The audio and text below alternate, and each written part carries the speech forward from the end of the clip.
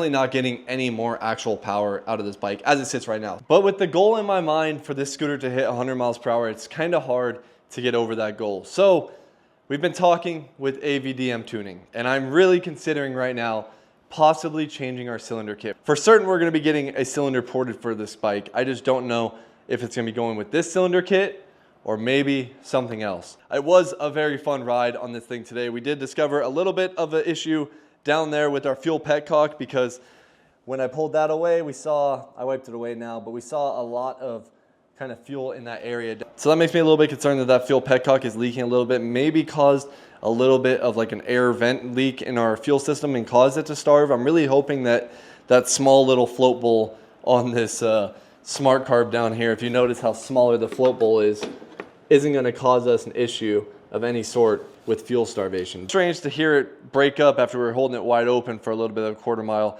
of completely, you know, just kind of draining on fuel. I did pull the plug when I got home just to look at the plug. The plug actually looked really good. Last time we went out, it was a little rich and then it was pretty lean.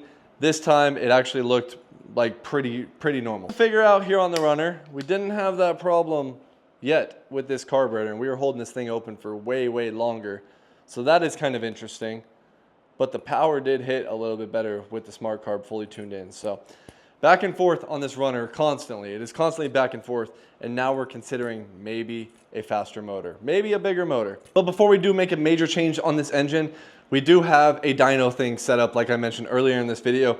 We're gonna throw this thing on the dyno just to make sure it's actually hitting that 25 horsepower.